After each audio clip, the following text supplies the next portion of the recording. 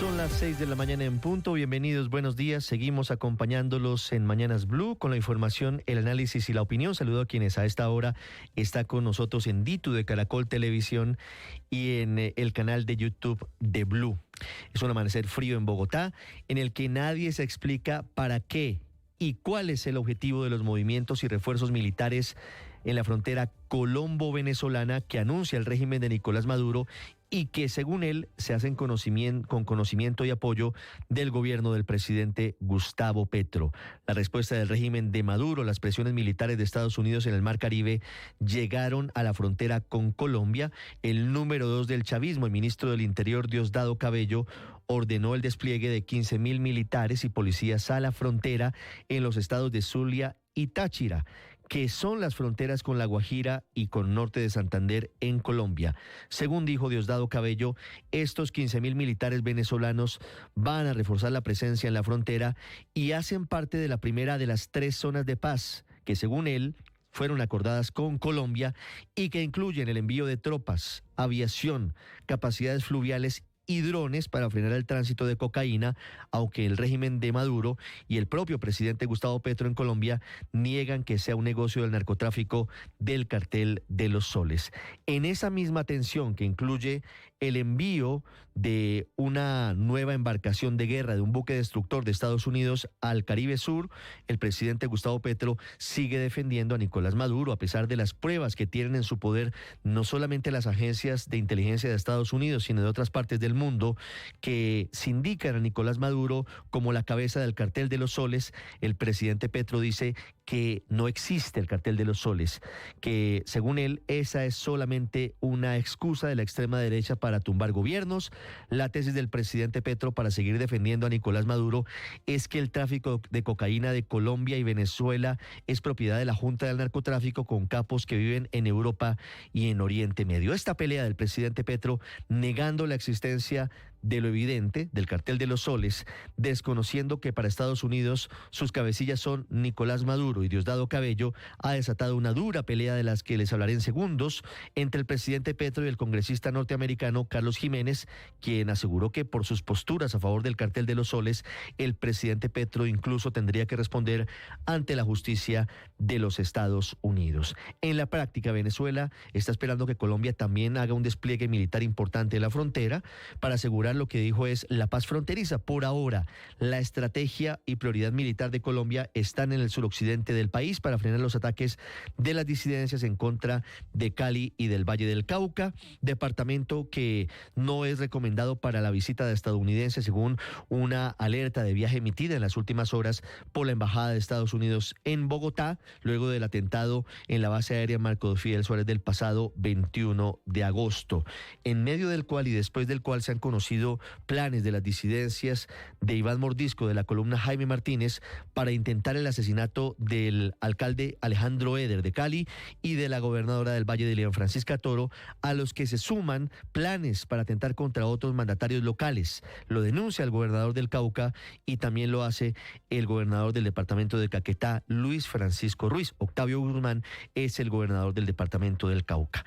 En medio de ese cóctel de líos de orden público, reconoció en las últimas horas el comisionado de paz Oti Patiño que a pesar de los atentados recientes, el gobierno mantiene las reuniones preparatorias de delegados del gobierno con las disidencias de alias Calarcá, aunque decidió suspender la creación de una zona de ubicación temporal para el autodenominado Frente 36 después del ataque al helicóptero de la policía en Amalfi que dejó 13 uniformados vilmente asesinados, cuyas honras fúnebres se adelantaron en las últimas horas. Les hablaré de la entrega oficial que hizo la Sociedad de Activos Especiales, anterior Dirección Nacional de Estupefacientes, de drogas La Rebaja al Ministerio de Salud, un acto en el que el ministro Guillermo Alfonso Jaramillo señaló que las 880 droguerías y registros mercantiles de droga La Rebaja serán administradas por el gobierno. Esta franquicia Droga La Rebaja, recordemos que nació con dineros del cartel de Cali, fue propiedad de los hermanos Gilberto y Miguel Rodríguez Orejuela y por eso estaba en este proceso de extinción de dominio. Les hablaré en segundos de política, de la declaración que hoy a las 7 de la mañana dará el exalcalde de Medellín, Daniel Quintero, haciendo anuncios sobre su futuro político, sobre si va o no a la consulta del pacto histórico. Dice que habló con el presidente Petro, quien está muy activo en política electoral, aparentemente sin que nadie le ponga el cascabel al gato. También hablará hoy a las 12:15 del día Miguel Uribe Londoño, padre de Miguel Uribe Turbay, explicando por qué tomó las banderas de su hijo para ser precandidato a la presidencia de la República. Sigue la polémica por la decisión del expresidente Álvaro Uribe de renunciar a la prescripción del caso en su contra, de la condena a 12 años en su contra, que tendrá que definir antes del próximo 8 de octubre el Tribunal Superior de Bogotá. Polémica política y judicial que tiene diferentes aristas, que tiene diferentes caras. Tunja amanece sin alcalde. En primera instancia fue destituido e inhabilitado el ruso, como le dicen al alcalde Mijail Krasnov, por haber hecho un contrato con la Universidad Pedagógica y Tecnológica de Colombia antes de un año de las elecciones. Eso está prohibido taxativamente por la ley.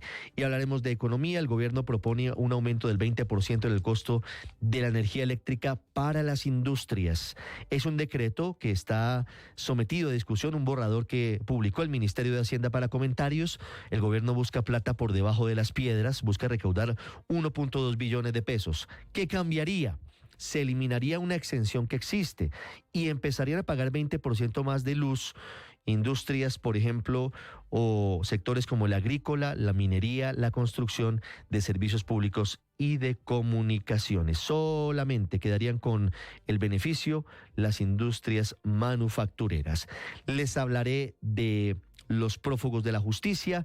Ya hoy es buscado en todo el mundo el exdirector de Función Pública César Manrique, contra quien la Interpol emitió en las últimas horas por fin una circular roja. Manrique, muy cercano al presidente Gustavo Petro, se voló del país luego de haber sido imputado por la Fiscalía por haber sido uno de los presuntos responsables del desfalco, del robo de miles de millones de pesos de la Unidad de Gestión de Riesgo. Hablando de ese escándalo, hoy será un día clave. Hoy se definirá si Olmedo López podrá seguir siendo o no testigo clave de este escándalo. Y ya les voy a contar sobre la nueva hipótesis de la desaparición de la pequeña Valeria Fanador, de 10 años de edad, en Cajicá. Hace 2 semanas desapareció de su colegio, el pasado 12 de agosto. Comienza a abrirse paso la teoría de un rapto, comienza a abrirse paso la teoría de que habría sido víctima de desaparición forzada. Y les contaré en segundos de los trancones de esta mañana en Bogotá, del colapso de este lunes en Transmilenio, y también en segundos hablaremos de lo que está pasando en la Franja de Gaza, del repudio mundial que sigue creciendo luego del ataque de Israel al Hospital Nasser, que dejó al menos 20 personas asesinadas. El Vaticano hoy levanta la voz a través de su secretario de Estado, Pietro Parolin. Son las 6 de la mañana y 8 minutos. Como siempre, es un gusto acompañarlos. Hoy, 26 de agosto, es el Día Internacional del Actor. Felicidades a todos y a todas, actores y actrices. Hoy es el Día Internacional contra el Dengue. Muy importante siempre la prevención contra este virus. Este año Colombia tiene 86.000 casos de dengue y 112 muertes. Y se cumplen 14 años de la muerte de uno de los cultores del folclore vallenato, de Lorenzo Morales, mencionado incluso por los folcloristas, por los grandes en vallenatos como La Gota Fría. Acordeonero, cantautor de la música vallenata. 6-9 minutos, muchas gracias por estar con nosotros. Vamos a continuación con lo más importante en Colombia y en el mundo, en el resumen, en Voces y Sonidos, en Mañanas Blue.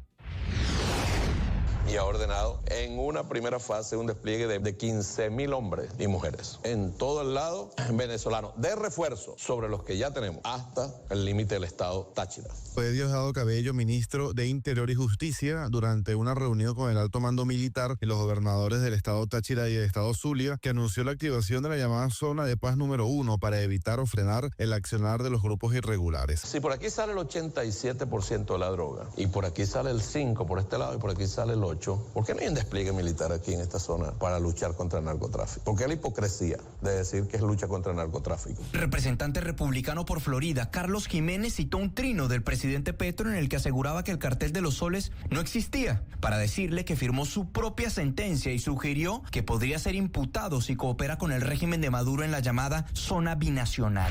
Un borrador de decreto de los ministerios de Hacienda y Minas aumentaría el costo del servicio de energía en un 20% para la mayoría de las industrias en Colombia. El objetivo con la medida es el de usar esos recursos para subsidiar el mismo servicio de energía en los estratos bajos de la población sin acudir al presupuesto general de la nación. Hablan José Manuel Restrepo, exministro de Hacienda. Afecta al sector productivo, con ello afecta la dinámica de reactivación económica y por el otro lado afecta a los ciudadanos porque muy seguramente ese costo se lo trasladarían esas empresas a los consumidores, porque eso significa un mayor nivel de costo total para el sector productivo. Y Luis Fernando Mejía, director de Fedesarrollo. Entonces esto podría incluso generar adicionalmente presiones en materia de inflación que no estaban incorporadas en los pronósticos por parte del equipo técnico del Banco de la República. La Secretaría General de Interpol publicó la circular roja contra el prófugo exdirector de la Función Pública César Manrique, investigado por la corrupción en la Unidad Nacional de Gestión del Riesgo. Con esta circular roja se busca hacer efectiva la orden de captura que hay contra Manrique.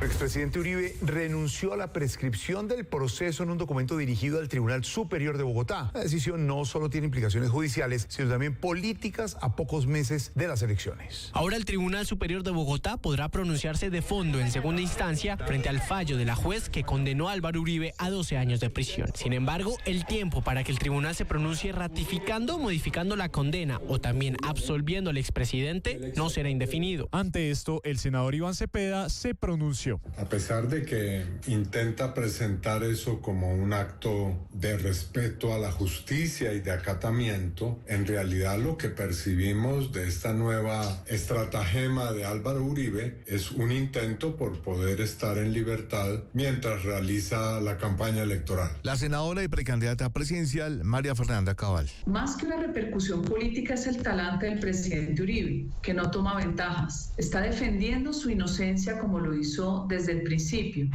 La Procuraduría destituyó e inhabilitó por 14 años al alcalde de Tunja, Mijail Krasnov, por haberse inscrito y posesionado en el cargo pese a estar inhabilitado. Según el fallo disciplinario, Krasnov había suscrito previamente un contrato de prestación de servicios con la Universidad Pedagógica y Tecnológica de Colombia, lo que le impedía legalmente para aspirar a la alcaldía. Debo ser enfático que antes de iniciar mi ejercicio político consulté a varios abogados quienes manifestaron que ser profesor no constituía ningún impedimento. Esto fue probado dentro del proceso y no entendería si esto no fuese tenido en cuenta, pues de mi parte no hubo mala fe. Faltan 5 días para que venza el contrato con Thomas Gregg & Sons para la elaboración de pasaportes en Colombia y aunque ya se declaró urgencia manifiesta, aún no se ha firmado un contrato. La canciller Rosa Villavicencio se abstuvo de revelar detalles, pero aseguró que hay stock de estos documentos y está garantizada su entrega. Estamos en el proceso y por eso no le puedo contestar ahora. Lo informaremos ampliamente una vez esté ya todo firmado, tramitado.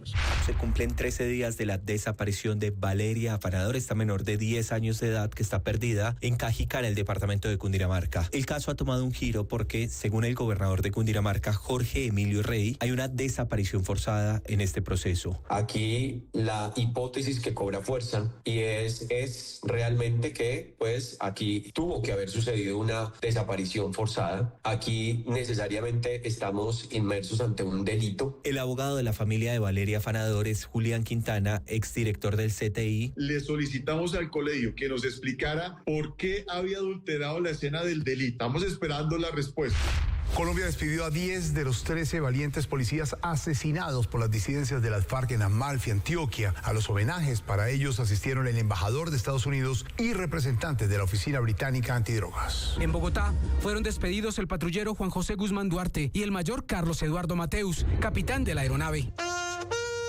Asimismo, le dieron el último adiós al capitán Francisco Merchán en Mongua, Boyacá, su pueblo natal. Aquí, sus compañeros dejaron las alas de piloto de la policía en su ataúd como símbolo de honor, respeto y su vuelo final. En Barranquilla fue sepultado el patrullero José Daniel Varela, otra de las víctimas. Bogotá amaneció con trancones críticos. La autopista norte colapsó por una obra demorada. La avenida de la Esperanza sigue cerrada tras un accidente con químicos en el que estuvo involucrado un tractocamión, y la avenida del Dorado registra fuertes congestiones por obras hacia el aeropuerto. Las autoridades se recomiendan tomar rutas alternas y salir con anticipación. Hoy son 3 personas más las declaradas muertas por inanición en Gaza, mientras en Israel las carreteras fueron paralizadas por las protestas contra el manejo de la guerra por el gobierno de Netanyahu. Y esta misma mañana, manifestantes están bloqueando la entrada a las casas de todos los ministros del gobierno israelí. Así manifiestan su frustración por la extensión de la guerra y la incapacidad de rescatar a los rehenes. River Plate igualó 1-1 ante Lanús en el sur por la 6ª fecha del torneo Clausura 2025, con el colombiano Miguel Borja como titular, el cual tuvo la primera opción clara del partido en sus pies, pero la desperdició en el arranque tras un centro de Galarza Fonda. Kevin Castaño también fue titular y se mostró efectivo en la recuperación y distribución con 56 pases correctos y 4 balones recuperados. Sin embargo, sobre el final, Lanús empató y frustró las aspiraciones de River de ser líder absoluto de su zona. Estás escuchando Blue Radio.